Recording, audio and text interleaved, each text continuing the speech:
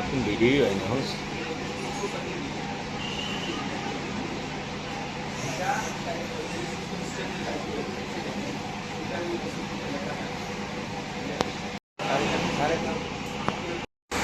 আপনারাও আগামী মূল্যতে স্কুলতে বাধ্য হবে যে নিয়মিত চেক আপ করা তাদের হচ্ছে যে আগে থেকে প্রিভেন্টিভ আছে যে তাদের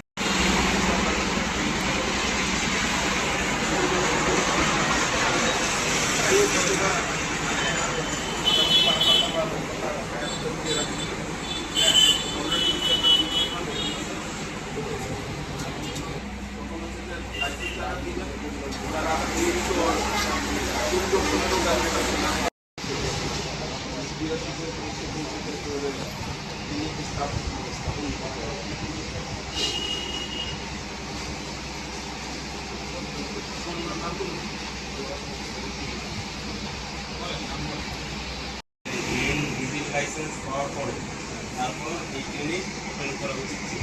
এই ব্যাপারে আপনাদের আপনাদের মত আপনারা এই বিষয়টা জানেন কিনা? নিয়ম সেটাই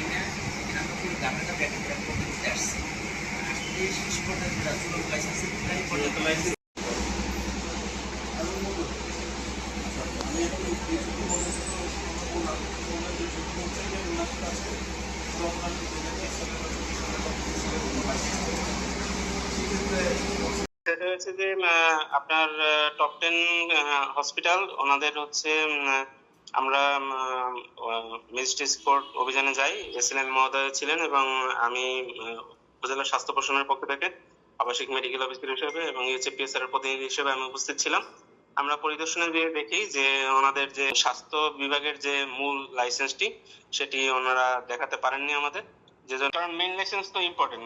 নিয়মটা হচ্ছে যে লাইসেন্স পাওয়ার পরে একটা ক্লিনিক উদ্বোধন করতে হয়, যে জন্য এসিলান সাহেব ভোক্তা অধিকার আইনের আলোকে 2009 সালের ভোক্তা অধিকার আইনের আলোকে ওনাদেরকে 20,000 টাকা অর্থদণ্ড ঘোষণা করেছে এবং যেহেতু ওনাদের বাকি লাইসেন্স এবং আবেদন, অনলাইন আবেদন, ভ্যাট চালান এগুলো সব জমা দেওয়া, এগুলো দ্রুত জমা দিয়ে মূল লাইসেন্সটি ওনাদের হস্তগত করার জন্য নির্দেশনা দিয়েছে।